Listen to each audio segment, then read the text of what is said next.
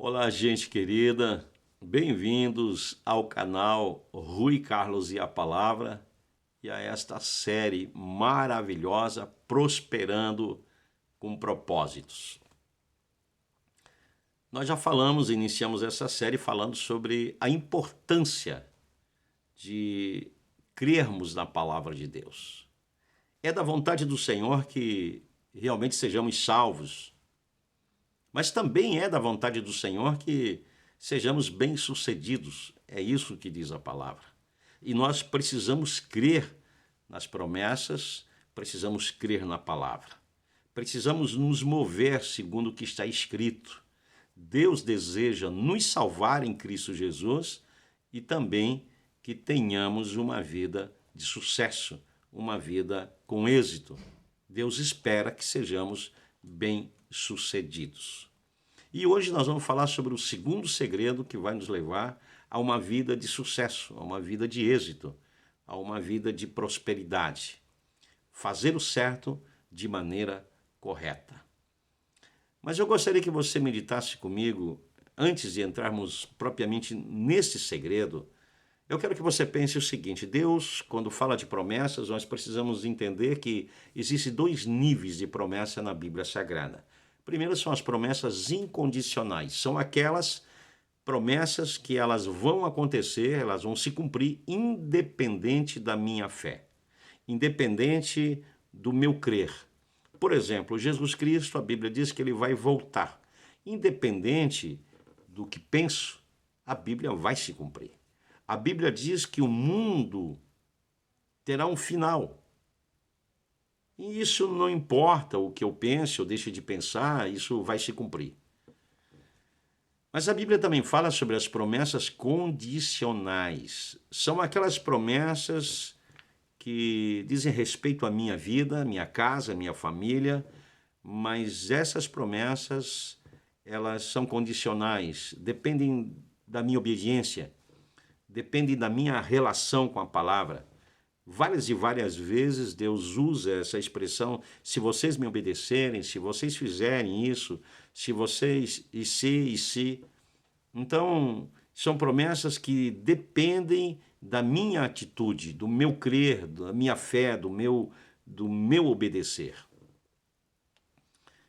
E dentro dessa visão, então, nós precisamos observar que para que as promessas de Deus realmente elas nos alcancem, eu preciso não somente fazer o que é certo, mas eu preciso aprender com o Senhor a fazer o certo de maneira correta. Do que eu estou falando? Eu estou falando que não basta apenas você fazer o que é certo.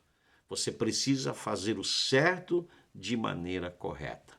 Por exemplo, se você ler a epístola de Tiago, lá no capítulo 4 e o verso 2, você vai ver que Tiago fala sobre aquelas pessoas que não recebem nada porque não oram. Ele fala de um grupo que não recebe porque não oram. Mas o verso 3 ele diz: e há um outro grupo que não recebe porque oram mal. Então não basta apenas você orar, mas você precisa orar de maneira correta.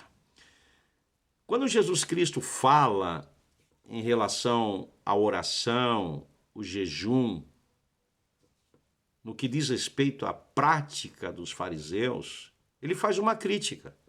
Mas ele não faz uma crítica em relação à oração e nem ao jejum, mas a forma, o porquê, a motivação. Então Jesus diz: olha, não é errado o que vocês estão fazendo, mas o motivo pelo qual vocês estão fazendo. Vocês estão orando para serem vistos, vocês estão jejuando para serem vistos, aplaudidos. Então isso é errado. Estavam fazendo certo, mas de maneira incorreta. Quando Paulo fala sobre a ceia, você vai ler lá em 1 Coríntios, ele diz que é importante você participar da ceia. No entanto, ele diz que se participarmos da ceia indignamente, então nós estamos cometendo um grande pecado. Então não basta apenas participar de uma ceia. Não basta apenas participar do cálice.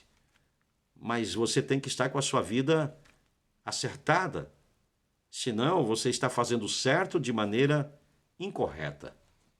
A Bíblia fala sobre a arca, quando sai da casa de Abinadab. Então colocam a arca num carro de boi. E a Bíblia diz que esse carro tropeça numa pedra, a arca tomba, Uzá põe as suas mãos e morre. A questão é, não havia nada de errado em levar a arca de volta para Jerusalém, mas não num carro de boi. Não basta apenas você fazer o certo. Você tem que fazer o certo de maneira correta. E isso que nós temos que pensar todas as vezes que você for fazer alguma coisa, você tem que ver realmente se você está fazendo as coisas de forma correta. É o que Paulo diz: veja como cada um edifica. Não é apenas o fazer, mas por que você está fazendo? Como você está fazendo? Porque nós precisamos fazer o certo de maneira correta para sermos abençoados. Deus quer lhe abençoar. Deus quer que sejamos realmente bem-sucedidos. Mas nós precisamos aprender a fazer o certo de maneira correta. Muitas pessoas estão fazendo certo, mas não recebem, porque estão fazendo de maneira incorreta. A Bíblia, quando fala sobre honrar ao Senhor, muitas pessoas interpretam de forma muito errada a respeito do honrar ao Senhor. Eu sei que você pode honrar o Senhor com os lábios, com as mãos, mas a Bíblia fala sobre ofertar ao Senhor. A Bíblia fala sobre as ofertas, a Bíblia fala sobre honrar ao Senhor com a primícia dos seus bens. Eu sei que muitas pessoas, ao ouvirem sobre isso, acabam pensando lá, vai falar de novo sobre dinheiro. Não, mas espere aí. Eu estou falando sobre prosperando com propósito e você precisa me ouvir. Quando você lê Gênesis capítulo 4, a primeira oferta, a oferta de Abel e a oferta de Caim, você vê que Deus rejeitou a oferta de Caim e aceitou a oferta de Abel. E aí surge a primeira pergunta: o que aconteceu? Por que Deus rejeitou a oferta de Caim e por que Deus rejeitou, por que Deus aceitou a oferta de Abel? O que aconteceu? Eu já vi muitas pessoas dizerem que Deus rejeitou a oferta de Caim porque a oferta de Caim representava os frutos da terra. E que Deus aceitou a oferta de Abel porque simbolizava Jesus Cristo, porque Abel ofereceu um cordeiro. Não. A Bíblia diz que você tem que dar do fruto do seu trabalho. Abel era pastor de ovelha, então ele só podia oferecer uma ovelha. E Caim era lavrador, então ele só poderia oferecer frutos da terra. Então Deus não rejeitou a oferta de Caim porque ele era lavrador. E nem tampouco aceitou a oferta de Abel porque ele era pastor de ovelhas. E se você ler o verso 7 do capítulo 4 de Gênesis, a Bíblia diz que Deus falou para Caim: se procederes bem, não serás aceito? O que Deus está dizendo? Está dizendo: você agiu de forma errada.